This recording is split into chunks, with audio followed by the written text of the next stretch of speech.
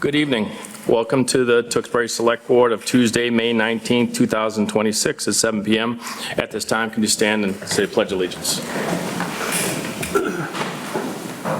Allegiance to the flag of the United States of America, to the republic for which it stands, one nation, under God, indivisible, with liberty and justice for all.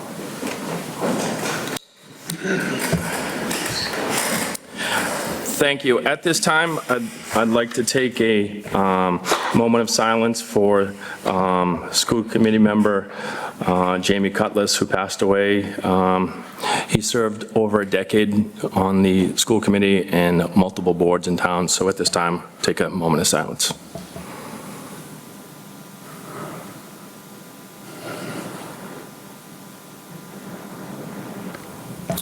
Thank you. Seeing 7 p.m., we have a scheduled public hearing, National Grid Verizon Joint Owned Pole Petition, Shawshene Street. Is anyone here for that? Please come, give your name for the record. Good evening, Select Board of Tewksbury. My name is Brian Sathler. I'm here representing National Grid here today. We are located at 1101 Turnpike Street in North Andover. I'm here to discuss work request number 31227351. This work request is part of a larger project, and this project will be replacing around 8,800 feet of overhead wire. That's to increase reliability in this area of Tewksbury. And in that process, we're also bringing things up to our standards. And to do that, we're adding 4 new JO poles and relocating 3 JO poles. The 4 JO poles being installed are to accommodate for new equipment. This equipment will increase reliability for the residents in those areas and reduce downtimes during storms, and it's part of our storm hardening project. And the 3 pole relocations will be to put the lines in a straighter line and also kind of push it closer to the road. From my understanding, those poles are kind of practically in people's, like in front of their houses. So that would also just be accommodating for the residents. Okay. We can go into specifics if you want, but. What I'll do is I'll open it up to the board with any questions. I'll start with Mr. Russo. Thank you. So this seems, from my perspective and just going through the packet and whatnot that was provided to us, it seemed like a fairly sizable project. So timeline on this is around what? Yeah, unfortunately, I wouldn't know the timeline. Okay. This work will be given to contractors to do and commit to, seeing the large scope of it. But I wouldn't know start dates. I'm assuming after this petition, if things were to pass, then permits would get pulled and that process would start. That would start the clock, okay. Yeah. Okay. And then just based on the maps provided of the area, I mean, it doesn't seem like there's any obstructions in terms of sidewalks and whatnot, which I know is, that's a big deal for us, and just in terms of placement of those poles and whatnot. Of course. So, yeah, Mr. Chair, I'll defer to the rest of my colleagues here, but yeah, I think, it was more just about timing, just because it seemed like a larger scope than typically what we're used to seeing, so. Absolutely. Thank you, Mr. Russo. Mr. Kratman. Thank you. Yeah, I was reading the document from Kevin Hardeman, who's a Department of Public Works, and it says in there that the poles will be at least 24 inches from the existing sidewalks where the new poles will be located, so that's great. But one of the things that I'm always concerned about is because you're putting a little extra weight on these things, on new wiring, whatever it is, are there going to be guide wires that are going to be attached out there to anything? So whatever is existing now will be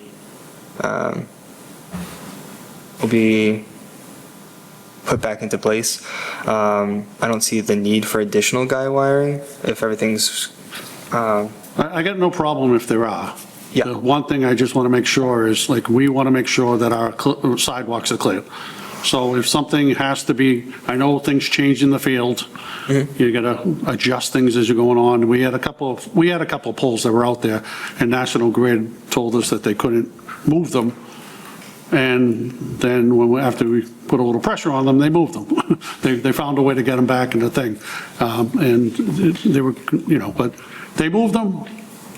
They were able to relocate them, so they're talking about the tension and, pulling the weight of the poles. I get that, but if you're putting something out there and it tends to be a little bit heavier, if even the other poles, if you have to add something to it, please make sure that nothing goes into sidewalk area. So if you have to put some sort of guide wire, put it off to the side, or whatever it may be. We got people going up and down that roadway all the time. We just put new sidewalks in, so we just want to make sure that that's clear. Yeah, no, that's valid. From my understanding of this project, a lot of poles will be replaced. They'll be put in the same location, and those poles would normally be a little thicker too, so that's a way we can kind of ease that issue. I do want to bring attention to one of the projects here on Shawsheen Street, crossing into Bollard Street. I'll give everyone a second to get there, but it's about pole 140-50. Currently, it's being guyed to a tree, from my understanding. That guy wire will be removed, and one of the petitions is to put a stub pole on the other side of that street, and we'll be guying to that pole instead of the tree. That's part of the standards, and also we don't want to be guying into trees all the time. Primarily for health of trees, and also just if a tree is rotting and it's on someone's property, it becomes an issue there too. Okay, and one last thing, since you just brought up that second pole, if you have to put secondary poles out there, how quickly will you, while you're removing these things, how quickly can you get I know you have to, when you remove your stuff, everybody else has to move theirs, and that takes some time, but we don't want secondary poles left out there for a long period of time too. So just make notation of that, if secondary poles are there, next time somebody comes in, we're going to bring it to their attention. Yeah, valid. So yes, double poles are a problem, and I totally get that. Double poles, the pole that needs to be removed isn't removed by us, it's removed by Verizon because they're the last people to remove their stuff from it. So contractually, they are obligated to do that work. My recommendation would be to contact the National Grid. So we have, I think you guys should have a community manager that works with you guys closely. I would bring up this project on Shawsheen Street and just let them know, we understand double poles will be a problem in this area. Can we put pressure on Verizon or Comcast, whoever it may be, to remove their double poles as soon as possible? And that would be my recommendation. Yeah. And you're the one who usually comes in front of us with all the poles. We don't see them. So it's just, I'm bringing it to your attention. I'm sure you have contacts with them as well. So we can do our due diligence, but as you're talking with them, just when you're talking to your counterparts, just make notation that the town of Tewksbury is paying attention. Okay, thank you. Yes, thank you. Okay, all set. Mr. Chairman? Yep. Mr. Mackey? Thank you.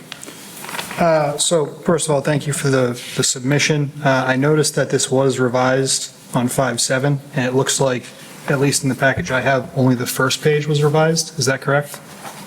The Shawsheen Level Lane.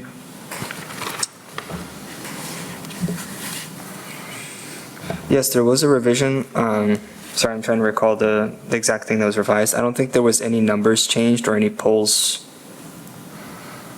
There was no additional poles to be installed or relocated or anything like that. I think it was just to clean up the sketch in itself and provide more context, I guess, more visual context. Absolutely. So it looks like it was the addition of a public shade tree that is of concern for this project, as well as the distance from the road to ensure there was room for the sidewalk. Yep. And I didn't see that on any of the other sections, and there is sidewalk through most of these.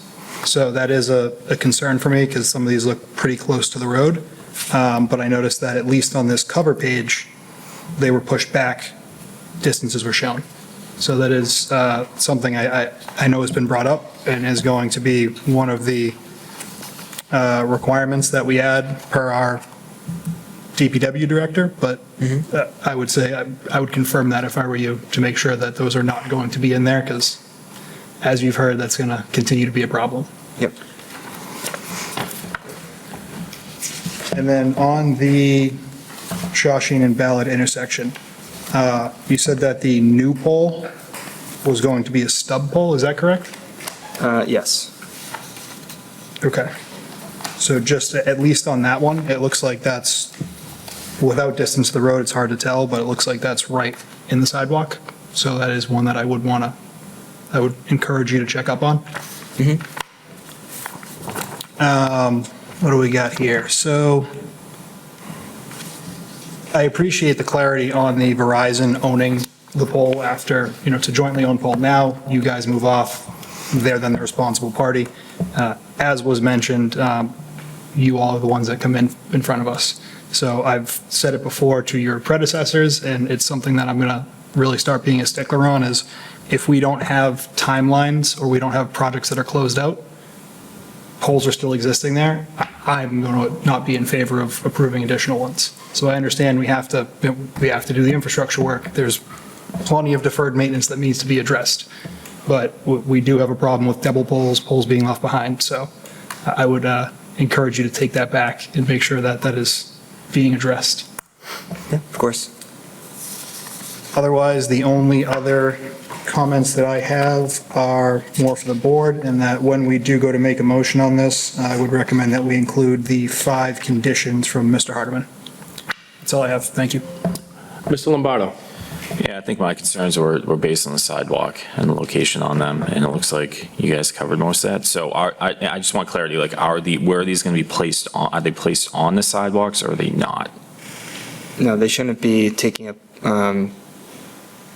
large amounts of space on the sidewalk. They should be ADA compliant, Okay, all right, wide space for pedestrians to walk.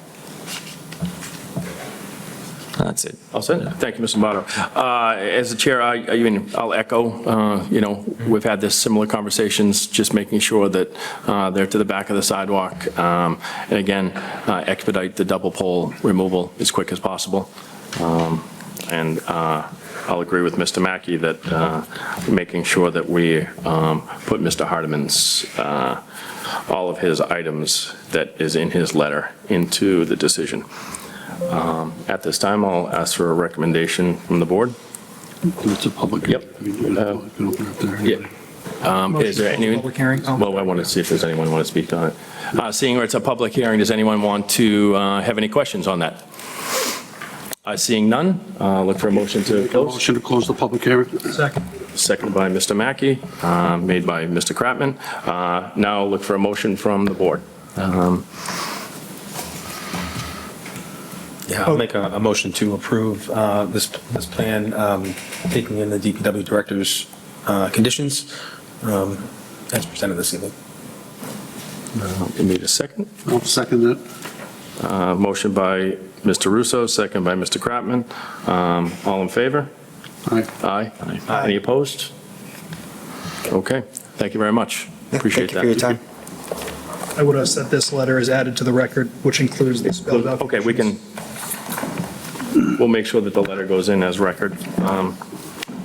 And also on that, Mr. Curran, if we could just follow up, as he stated, with our liaison, just to talk about making sure that they're efficiently removing those double poles.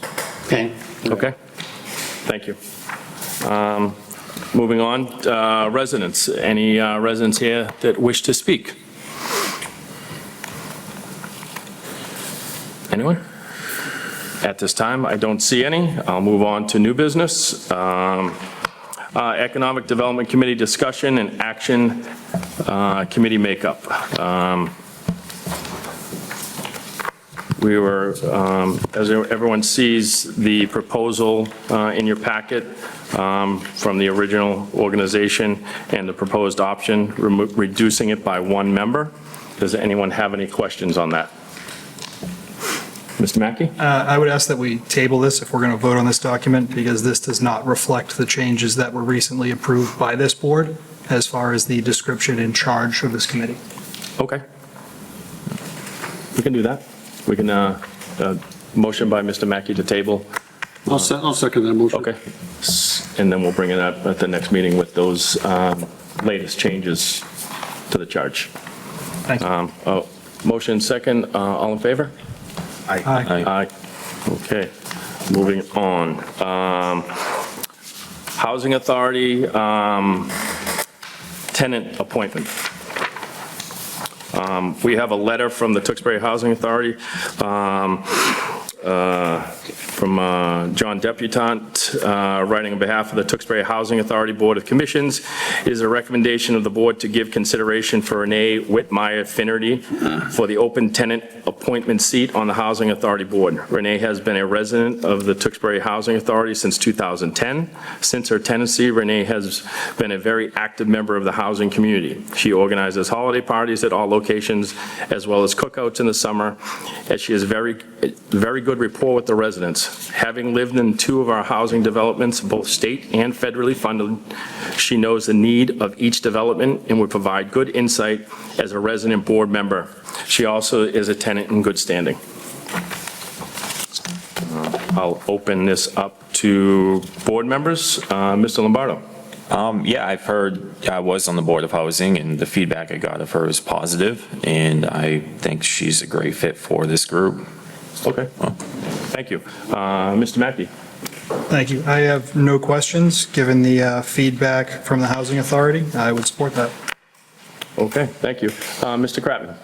No, like I said, I tend to favor what the board is, the Housing Board is requesting, and Mr. Lombardo served on the board, and here's a letter of something of recommendation, so I'll go with that, so, thank you. Mr. Russo? Yeah, I feel the same way, so appreciate that feedback, though. And the chair feels the same, as the board recommends this, and as a former board member that sits on the select board now, recommends this. So at this time, I'll look for a motion. I'll make a motion to appoint Renee Whitmire Finnerty to the open tenancy. We have a motion. Second. Second by Mr. Mackey. All in favor? Aye. Aye. Aye. Any opposed? Seeing none, 5-0. And moving on to the Housing Authority at-large elected vacancy appointment. Due to the election, there was nobody ran for this seat. We did receive an email that I forwarded to the town manager from a resident that's lived in town for majority of his life that would like to serve on the board. I'll read the letter from James T. Sullivan.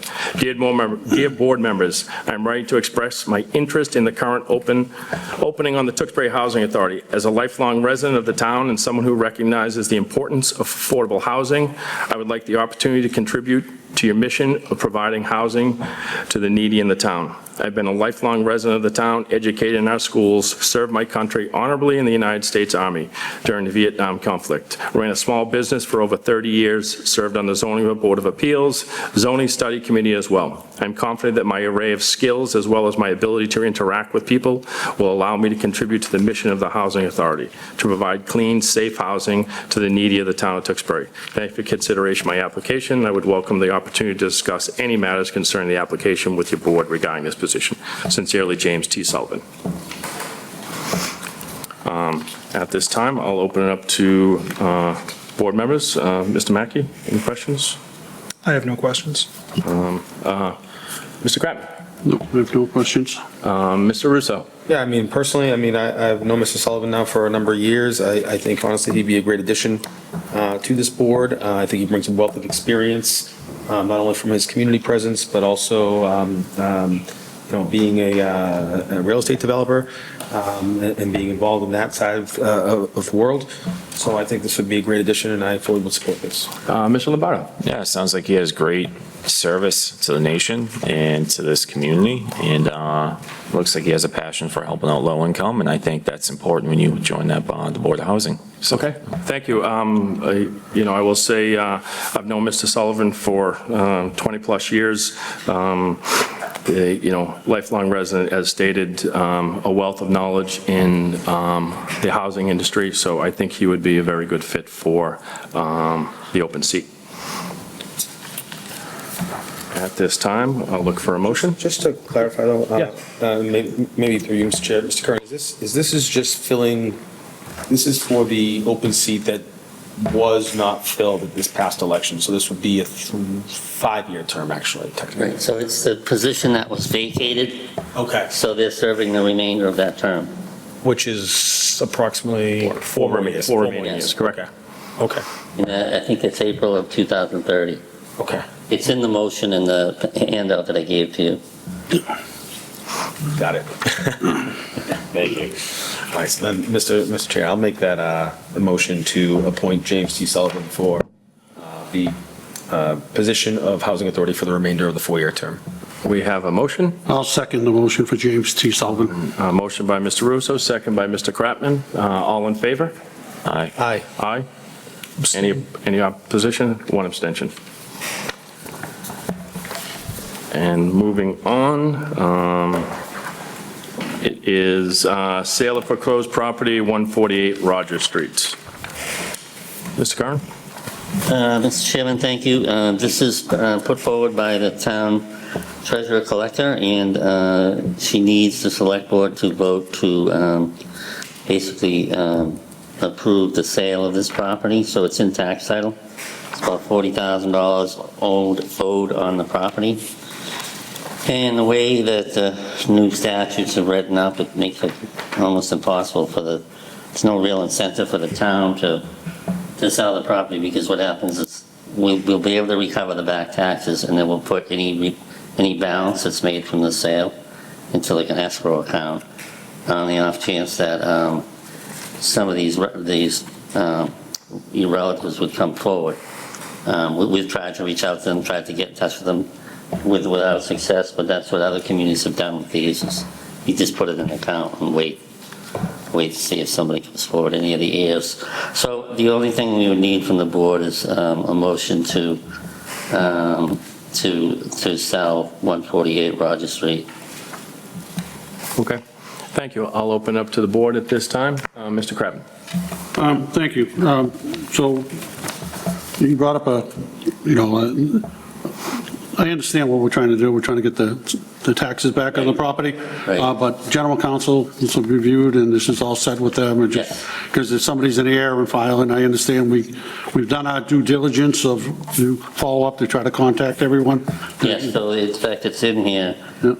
that we tried to contact the relatives. I'm not going to name them by name, but you can see them in the third paragraph that we did try to reach the property owners. No, I just want to make that point so people at home that know that we're not just like going to take somebody's house, that we've done our due diligence, and we try Yes. to reach out there. All right. Yeah, and then in the way the new laws are written, they could still get this property back. There's a period of time where even if the town sells it, they could still get it back. So there's many protections for property owners for tax title. Okay. All set, Mr. Kratman? Yep, almost. Mr. Russo, any questions? So just to follow that logic then, so from the town side of things, that was to happen and the property owner was to come back, what repercussions would the town potentially face, or could they face? There's a period, you talk about how would they get it back? Yeah. And then what would happen from So our the way the perspective? sale is done in such a way that before the sale is finalized, they'll have an opportunity to get it back. Okay, before it's finalized? Yeah. Okay. But the process is kind of cumbersome, so. But once it's it'll take some finalized, time. it's, For the most part, yeah, they're out of luck, except for,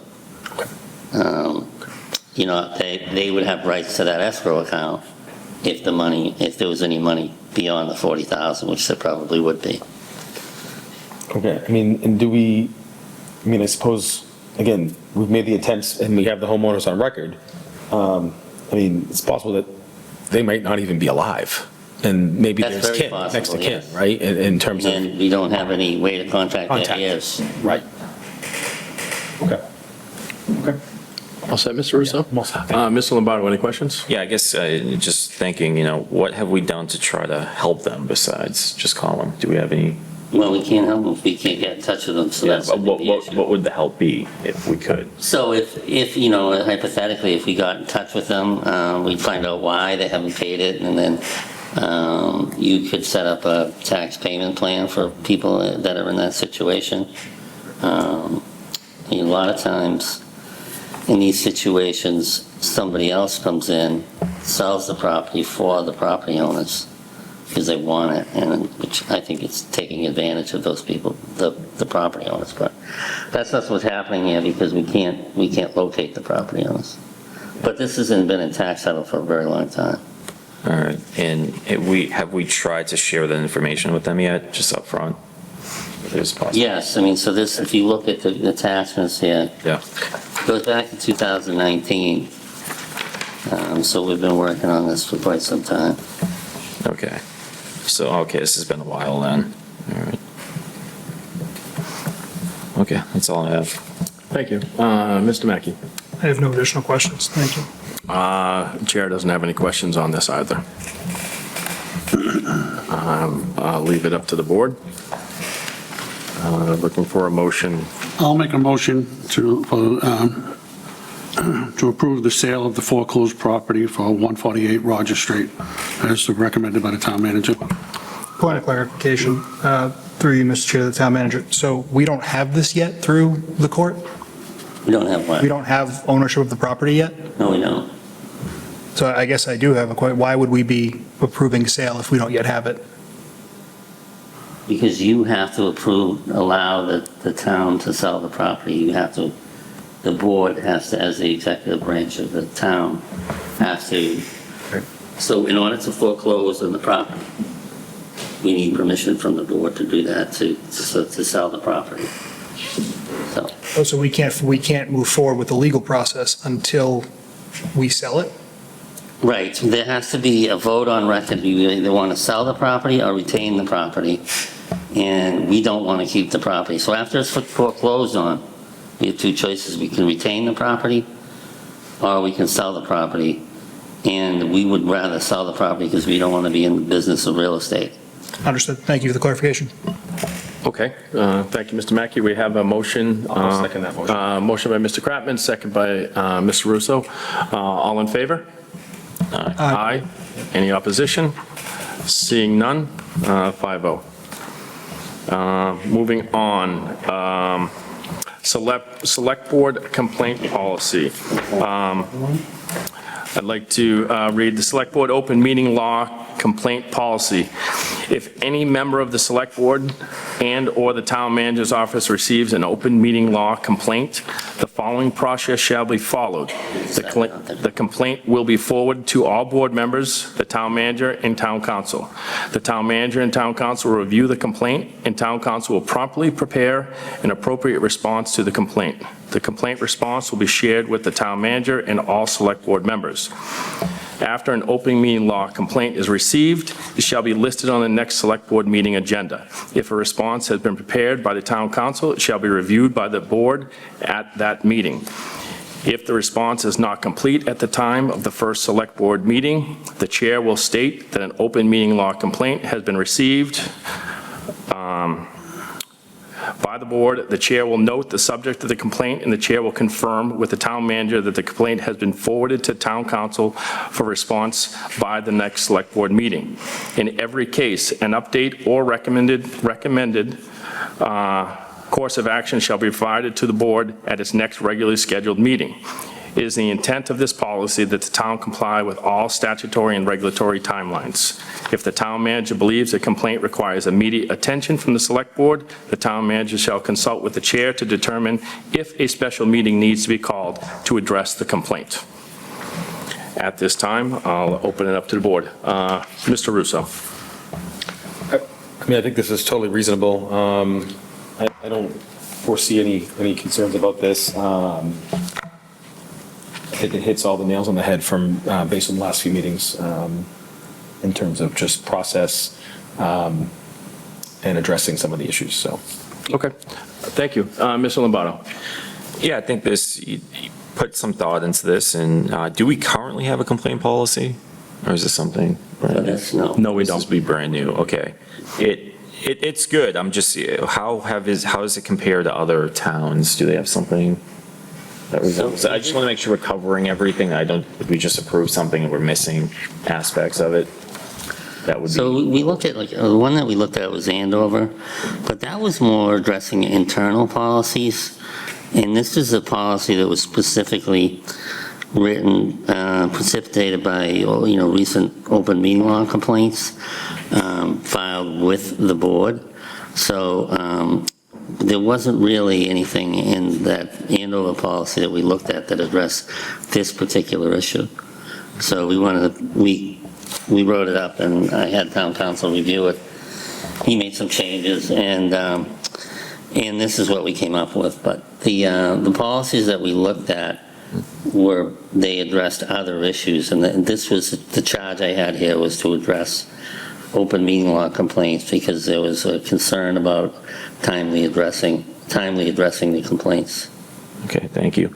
And that gets to another point, is response time. Should we have something clear on here? That we'll try to get back to you in so many days, a month, but if it's a high volume, we'll then get a follow-up email, hey, we'll get to this. So I didn't put that in because that is dictated by the statute. Okay. The response time and how you have to respond. You have to respond within, I can't think of it right offhand, but I think you have to respond within 10 days. Okay, So what governs the response, or defines the response, could be that the board meets within 10 days and says, we are instructing town council to answer this complaint, or this open meeting law complaint. That would satisfy the law. In the case that we had, it didn't make it on the agenda within that 10 days, so the board had not acted on it within that 10 days, and they acted on it beyond the 10 days, and then they sent it to town council to get an answer. So one way to try to expedite the response is this policy is written up so that once the complaint is received in the select board's office, it's immediately forwarded to town council before the select board meets. That way we get started on it. And then as long as I know the board's going to meet within that 10 days, it'll go on the next agenda. And if for some reason, like we're in a summer session and that's not possible, then there's provision in here for me to reach out to the select board chair and say, hey, do you want to call a special meeting to address this within the time frame? okay. So I think it's pretty well protected. The reason I didn't call out the dates is because it's spelled out in the statute. Good, okay. That's it, thank you. All right, thank you. Mr. Mackey? I have no comments, thank you. Yeah, thank you. Again, this came about due to some recent issues, but I also work with Mr. Curran to put this, as he stated, if we're in that summer session and we don't want to miss any compliance dates. So that gives us the ability to get it directly to legal counsel for review. And if, as he stated, that we need to have a special meeting to meet that timeline, that we're able to do so. Great. I'm all It set. could be as simple as calling like a virtual meeting that'll take 2 minutes, so that you can at least do your perfunctory duty, and then, it doesn't have to be a major issue. Oh, I did? I'm sorry. Okay, I'm sorry, Mr. Kratman, I skipped over to you. That's all right.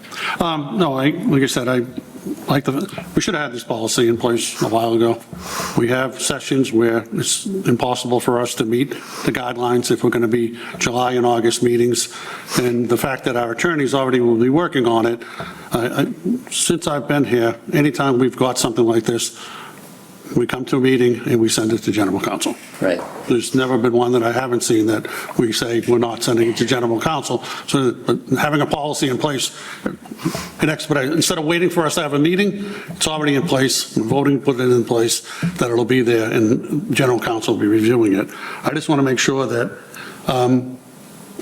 we can clarify with general counsel, but I would like to know if, once he receives it, can he send something to, the Secretary of State's office or whatever it may be, saying we've received it, and does that meet the guidelines of that thing? I know we have to respond, but the fact that we've, said that we've received it and we're working on it, does that constitute that we've replied back within that time frame? That constitutes a reply if you say you received it and you're working on it. Yeah. But the board has to actually be in session within that 10 days Yeah.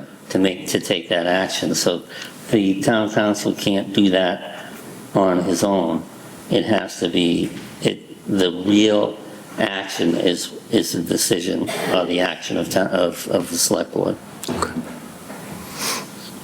I'm just wondering if this policy itself is, because we're voting on this policy, we're giving them the authority to review it. So you give them the authority to answer it, and like, it depends, like, it could be a real simple Yeah. complaint that he Most of could the ones answer. we've received, yeah. And we could send the answer to the complainant before you meet.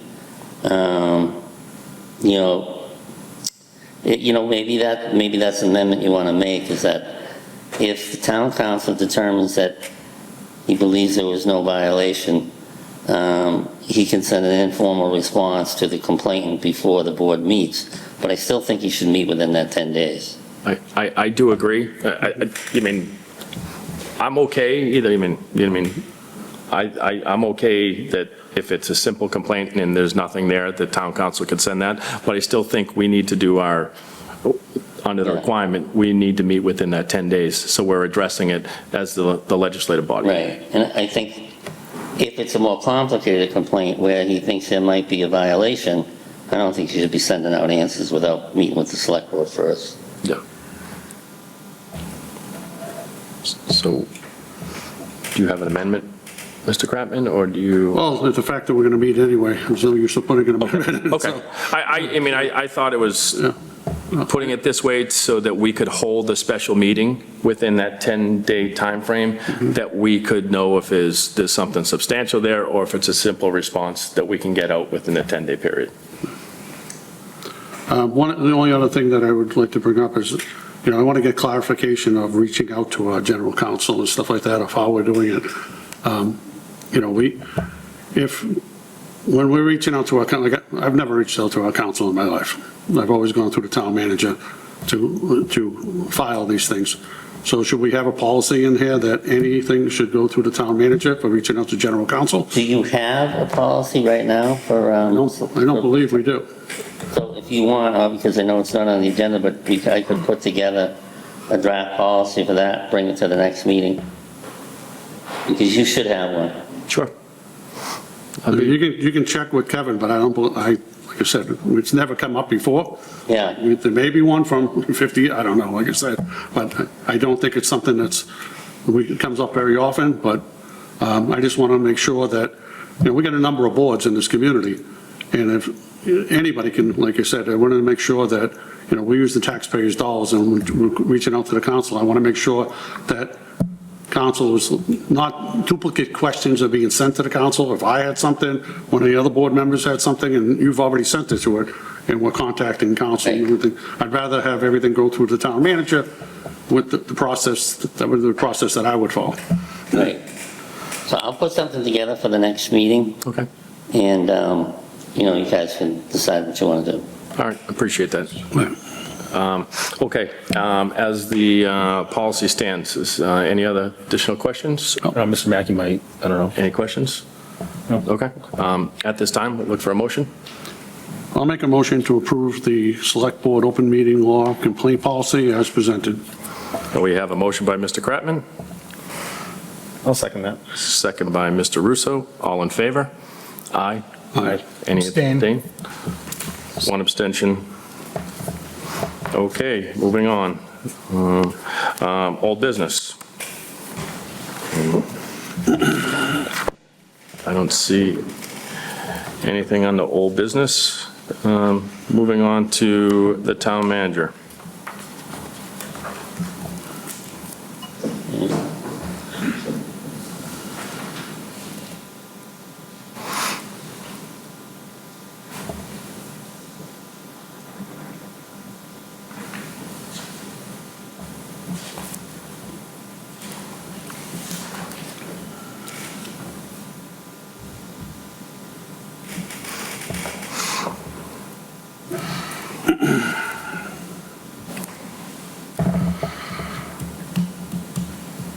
Okay, Mr. Chairman. So, Memorial Day is Monday, May 25th, and the ceremony will be, as usual, at the cemetery. The the Tewksbury Cemetery at 172 East Street. That will commence at 10 a.m., followed by the annual Memorial Day Parade at around 11 a.m. The parade will begin at Town Hall and continue south down Main Street, ending at the corner of Main and Livingston. With this being the 250th anniversary year, the Memorial Day events will be very memorable, and residents are encouraged to attend.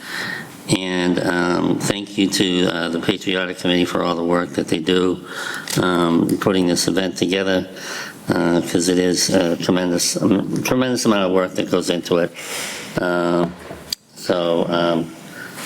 We appreciate the level of effort. Thank you, Mark and the Patriotic Committee. And I will be there myself. I'm looking forward to it. I didn't get to go last year, so I'm looking forward to going this year. Shawshene Tech, committee voted during their May 14th meeting to allocate their excess and deficiency funds to the capital account to fund the feasibility study. So the feasibility study article that was at town meeting actually did not receive the votes it needed to pass. So luckily that becomes a moot point, because Shawshene is going in a different direction with that article, so that article will not be funded. The FY27 budget for Shawshene was not passed, and it was actually turned down by, I think, 2 communities, and therefore they will need to propose a new budget over the coming weeks. I will be proposing that town managers of the 5 communities meet with the superintendents to ensure that the new budget addresses concerns raised and is satisfactory. And I think, to be fair to Shawshene, there were a lot of questions that were raised about the budget, but I felt like we needed to articulate better what those questions were. So I've taken some time to go through some of those questions that came from Burlington and Tewksbury and put some meat on the bones as to what I think they should have in their budget. And I did send that out. So hopefully that can be the seed for this conversation with the town managers and Shawshene moving forward. And then MBTA communities, NIMCOG vetted the MBTA Communities Act proposal, and initially meets the parameters of their compliance model. The next step is to present their findings to another joint meeting. So I'm in the process of scheduling that meeting with the chairman, both chairmans, Chairman Johnson and Chairman Ryder, to set up that joint meeting so that we can get some consensus around that plan, which I think that's great news, that it seems to have passed the first hurdle. And then once the 2 boards are on board, I think we meet with the HLC, Housing and Livable Communities, and get their blessing on it. And then we talk to our town attorney and talk about maybe seeing if we can get a stay of execution of this case, because with the understanding that it would be going to town meeting in the fall. So we're moving along on that. Statute presentation.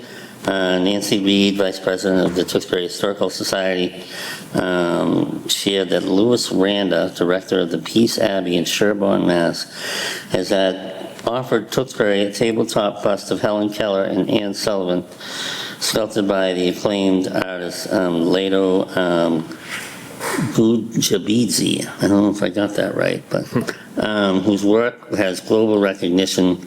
The statue, similar to the one in Helen Keller's Alabama hometown, aims to honor Anne Sullivan's legacy. Rando wants the town to have this and would also deliver it as an interactive presentation as part of the town's 250th anniversary. So for people that don't know, Helen Keller and Anne Sullivan were in Tewksbury at the Tewksbury Hospital, and a lot of the groundbreaking work that they did took place here in Tewksbury. So the DPW open house is tomorrow. So we encourage people to come down and join the town on the 20th for an open house for the new DPW and school maintenance facility located at 999 Whipple Road. The open house is from 12 to 4 with a ribbon cutting ceremony at 1. There'll be food, games, music, and of course, opportunities for children to touch a truck and see all the equipment used by the DPW. It's a great opportunity for the public to get down and see what the DPW does. So they really, it's one of my favorite departments because they have such a broad range of capacity to do things for the town. And, you know, when you're in a jam, you call the DPW. And so I think it would be great for people to get down and take a look and see all the new equipment and all the new shelter and the new wash bay that we have so that we can maintain our equipment and keep it longer. And also the garage and the mechanics workshop they have is really tremendous.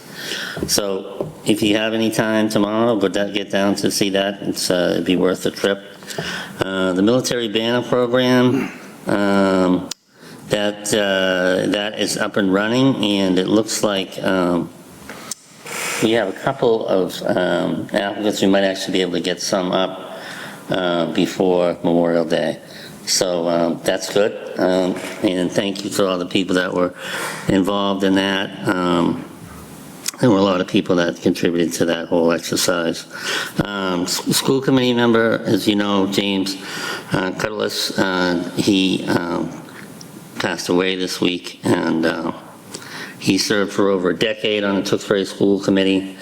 During that time, he served on committees charged with ensuring fully funded budgets, hiring superintendents, business managers, school principals, and other administrators. These committees also work to implement full-day kindergarten, which I think is a great achievement that he participated in. Educators' evaluation system, and negotiation of a number of contracts with employee groups. Additionally, he served on the Tewksbury Finance Committee and the Ryan School Building Committee. He chaired the Wynn School Building Committee, the School Facilities Master Plan Committee, and the High School Building Committee. Finally, he served as vice chairman of the Center Elementary School Building Committee, and most recently served on Tewksbury School Facility Study Committee. Never wavered from his passion to the Tewksbury Public Schools, always giving tirelessly to those endeavors. And he has left quite a legacy for education for generations of the people of Tewksbury. That's all I have, Mr. Chairman. Thank you, Mr. Curran. Any questions for the manager? Mr. Mackey? Oh, thank you. Mr. Lombardo? No. Yeah. Mr. Russo? I'm good. Okay, thank you. I do have one question, Mr. Curran.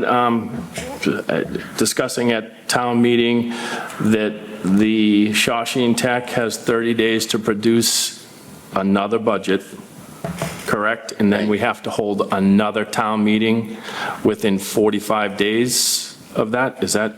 I believe that's correct, and then, but I've heard that there's a discussion about if, I don't know how true it is, but about if they get all the finance committees to agree on their budget, would they just not schedule a town meeting? But I don't see how they get around that. Right. Because it was a 3-2, it wasn't a 4/5. Correct. So, but I'll get more information on it because I'm sure that Shawshene's going to be working on it. But I think the history that we have there, I think we should make sure we put a second set of eyes on that whole process. Okay, all right, thank you very much. Appreciate that. Moving on to town council invoices. Okay, Mr. Chairman. On the wrong file. There it is. Okay, so we have for the town council services rendered April 1 through April 15th in the amount of $4,377.50 payable to Feely and Brown. Make a motion to approve the town council invoice for April 1st to the 15th. Second. Motion by Mr. Russo, seconded by Mr. Mackey. All in favor? Aye. Any opposition? 5-0, seeing none. And then Mr. Russo will do the approval of minutes. Yeah, so there were 3 minutes that were included in your packet. one for January 27th, 2026, second for February 10th, 2026, and the final one for April 1st, 2026. I believe the April 1st one, if I'm not mistaken, was the joint select board / school committee meeting that took place at the high school. I don't know if there's any comments, questions. Any question from any board members on any of those minutes? Scrivener's error on the January 27th. I was actually not present at this meeting. Otherwise, good to I go. thought that was the February, January 27th. January 27th. Okay. So we'll make, It is correctly reflected. It is correctly reflected with all the 4-0 votes. Okay. So the rest of that is correct. okay, we'll make that change, Mr. Russo. Any other questions? Seeing we have a motion from Mr. Russo with the So I'm happy to change. tailor that, change that motion to approve the February 10th and April 1st meetings, and caveat that we will update January 27th, and happy to bring that back, at a later meeting. That's- Okay. We have a motion by Mr. Russo, I'll second that motion. second by Mr. Kratman. All in favor? Aye. Any opposition? 5-0. Thank you, Mr. Russo. No problem. And moving on to board member reports, Mr. Mackey? First, I want to say thank you to all the staff that worked on the military banner program. And thank you to Vinnie Olivier, who brought this forward and allowed me to help shepherd that project. It was quite an ordeal, but we got there. So thank you to town manager, assistant town manager, to our veterans agent Lisa Downey and her staff, to Nancy Reed for weighing in on the design. Appreciate all the hard work on that. Moving on to Flock. So I've reported on this a few times. There's attempts at getting information out of them. It has not been fruitful. Given the lack of communication, I would request that for future agenda item, we put this on to be discussed. And I would like to recommend that we cease use of this platform until we can get clear and meaningful answers from them, seeing as residents do have a right to privacy, and that's something that needs to be addressed. Thank you. Okay, Mr. Lombardo? Yeah, as far as the first meeting I was at, discussing possibility creating committee and boards or advisory group. So I have been looking into wellness committees. John and I met with the school's wellness group and some of the leadership there, so that is in the works. And then the other one I am looking at is on the Commission on Disabilities. After hearing from those families, it looks like something that they wouldn't mind having. And I did have spoken to other towns. There's many of them that have these, so it looks like we might be a little bit behind the 8 ball. And I do want to give thanks to a school committee member who did share this with me. Yep, that's it. All right, thank you, Mr. Lombardo. Mr. Russo? Nothing directly to report. NIMCOG meets tomorrow night, so I'll have more on our next meeting. And yeah, looking forward to the Memorial Day Parade. I think it's going to be great. Hopefully the weather holds up and, be a good day filled with fun for family and friends. Okay, thank you. Mr. Kratman? So the LRTA, there's a meeting next Thursday. I'll be attending that. I do want to thank them. They're supplying us a bus for the Memorial Day Parade. We have a number of the seniors that sing at all our services. And so we're going to have them riding the bus from the senior center. Ginny Desmond's organizing them. It's part of their group that always shows up at Memorial Day, 9/11, and those sort of things. And so it's nice to have them back on board. I know we thanked a lot of people, but I want to make sure Lisa Downey is recognized. She's been doing unbelievable work for the Memorial Day service. Planning that. When we all leave the cemetery, she stays behind while we're heading up to the parade, and she's running around cleaning it. People don't see that stuff behind the scenes, and I just want to recognize her and her work. She put a program out which will be on the website very shortly, and her sister is actually going to be speaking at that, which she has another member of the in the service, and we're looking forward to having her at the ceremony. I want to thank the VFW and a bunch of volunteers that went out today. They went out to the town, every year they've been going out, but they went out on the town common, made it look beautiful before the services, and put out over 1,000 flags on the town common.